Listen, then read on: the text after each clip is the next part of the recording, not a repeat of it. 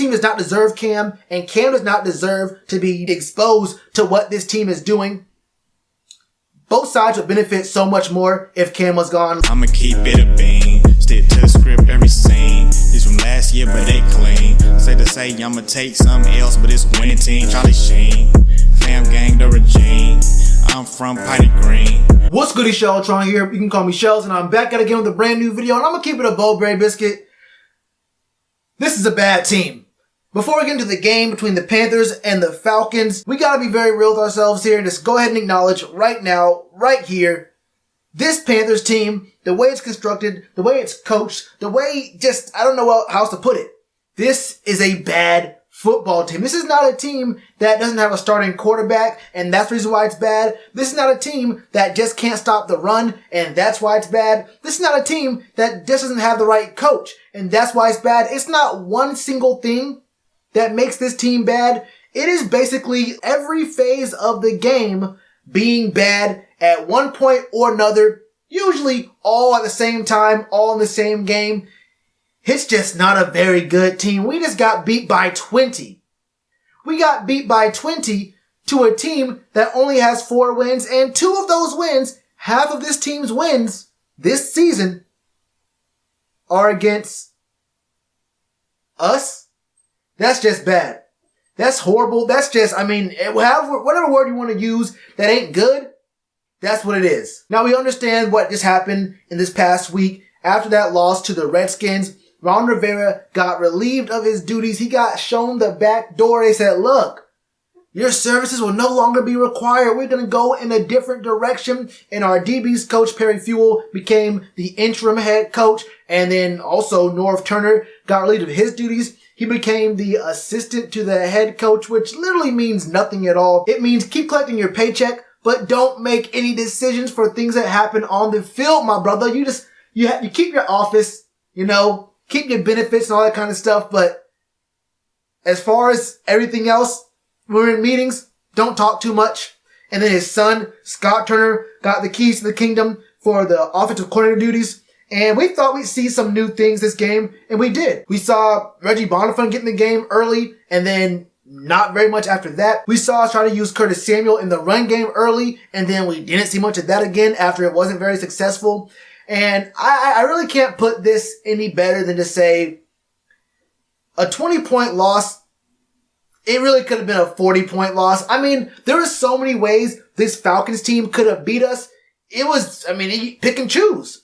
They really could have just handed the ball to Devontae Freeman every single down and said, let's go ahead and just run the ball and get out of here real quickly. Devontae Freeman only had 84 yards on 17 carries, which is almost 5 yards a carry, but he could have gone for 150. But that's not the biggest issue. No. You would think not being able to stop the run would be the biggest issue, but then you think about the pass game. Now, earlier on in this season, we all acknowledged we were a team that was built to stop the pass. But at the very least, when we were on passing downs, the front 7 was so good that we could get to the quarterback and get sacks. And the back 4 was so good that we were getting interceptions. But lately, we ain't been seeing very much of either one of those. James Bradberry, our best corner so far this year, our best corner for the last several years. Look, he's been pretty solid, but this wasn't really his game at all. We saw Julio Jones. He only had 5 catches for 66 yards, which sounds good. Like you kind of bottle up Julio Jones, which is what James Bradberry has done over the past 6 games versus these Falcons. There's only been 1 game in the past 6 where Julio Jones has gotten more than 100 yards on James Bradberry, and he still only has 1 touchdown in those 6 games. But I'd be lying if I said that just looking at Julio Jones' stats in this game means that James Bradberry had a good game overall. Now, for the most part, he didn't play bad, but there were times where we saw James in the wrong position. But I do not want to spend too much time talking about James Bradberry because obviously he is our best player in coverage, and any discussion about the problems in the secondary cannot start with James Bradberry. They have to start with one player and one player only, and you have to know who this is by now. It's Dante Jackson. Dante Jackson, one of the most physically gifted players in the whole league. A top 2, maybe top 3 fastest player in the league. A guy who might get beat sometimes, but has the makeup speed to catch back up to his assignment. None of that matters when you just get beat way too often. It's way too consistent.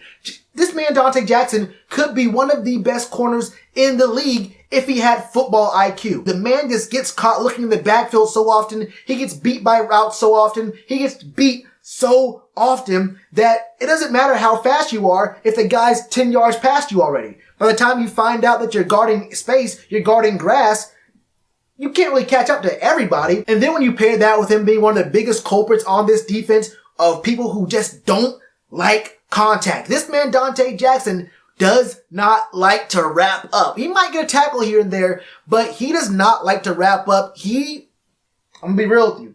So far this year, what I'm seeing is that he shies away from tackles. He shies away from making square kind of hits on players. He'll move to the side, try to get an arm tackle, or he'll go for the shoulder tackle, but he will not open himself up and get really good technique into his tackling form. He does not want any parts of that, and it shows week after week after week. Calvin Ridley's been cooking us. Calvin Ridley, I think, hasn't he scored in just about every single game? I think he scored in every game we've played against him. He didn't touch 100 yards this game. Not a single one of these receivers for the Falcons touched 100 yards. But a random dude, Olamide Zacchaeus, I thought that was one of those random Madden names from a franchise league. I know, I never heard of this dude before. One catch for 93 yards, which means the Falcons were on their own 7-yard line.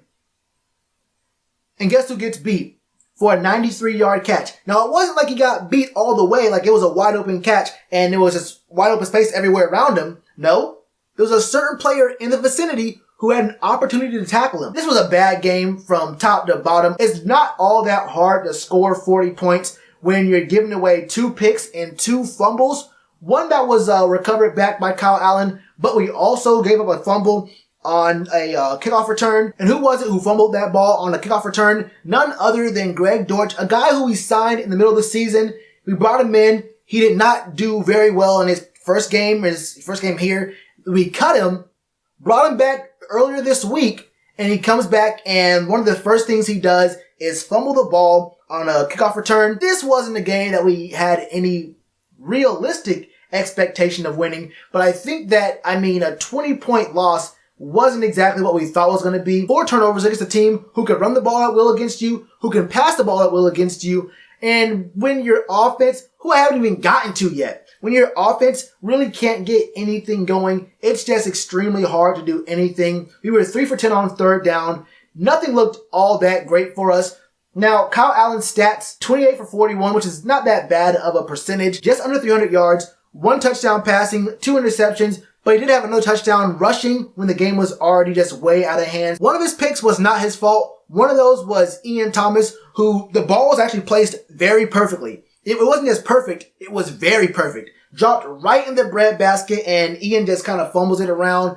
That one's on him, but Ian's not garbage. I've been talking for a while now. I think I've been the only one actually who's been talking about how Ian Thomas should get opportunities. And we saw in this game, Ian looked pretty good. 5 catches for 57 yards and a touchdown. If he caught that one that was a pick, he would have had over 100 yards, I think. It would have been around 80-ish, 90-ish. But Ian Thomas, he should have gotten more reps. Now we can talk about how, you want to have a veteran like Greg Olsen in there. When you have a younger kind of guy like Kyle Allen, okay, run 2 tight end sets. Or the games where Greg was in there when he got no targets, or only 2 targets, or only 3 targets and 1 catch. What about those games? Could Ian Thomas have done anything in those games? We can get to all that if you really want to, if you want to be technical and not look at context and history here. But let's be honest, Ian Thomas was not a bad option. I didn't see very many times where it was his blocking assignment getting in. I did see a couple other guys. Now look, we understand the D-line can't tackle. The O-line can't block nobody.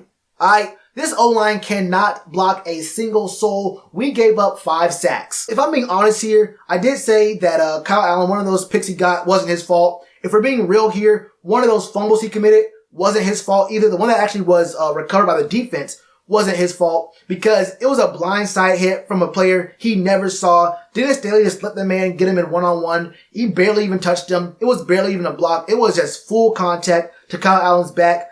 I can't blame him for letting that ball go. Look, I'm not going to sit here and talk about how that was his fault on that fumble. So he really only gave up one turnover that was really his fault. But at the same time, it happened and they're on his resume. So there won't be context to those in 2 to 3 weeks. Won't be remembering, oh, well, I mean, that was a pick that wasn't his fault, or that was a fumble that, he can't really be blamed for.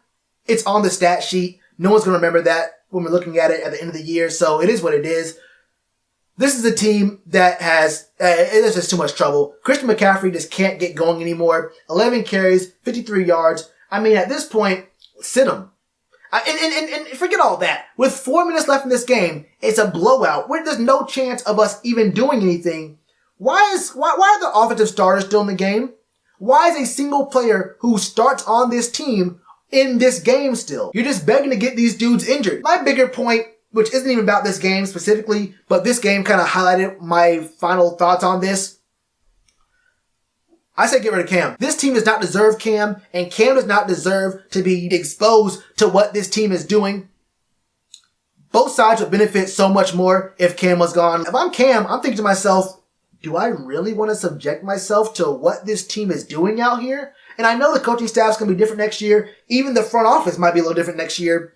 But at this point, we are not just a quarterback away from winning next year. If there's a single Panthers fan out there who believes this team, with all the one-year contracts and other players who are coming off their contracts this offseason, is a Cam Newton away from being a playoff contender, not just a team that can make the playoffs, but a team that can win games in the playoffs en route to a Super Bowl berth.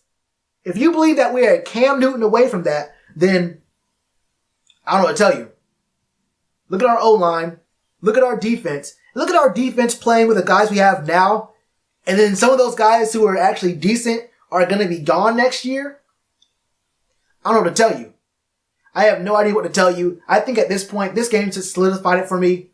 Get those picks you can get from Cam. Get the money you can get from Cam, bro. This isn't about Cam being bad. This isn't about me not believing in Cam anymore. This team is not going to be all of a sudden really, really good next year with Cam. I think with or without him, we're a middle-of-the-road team at best.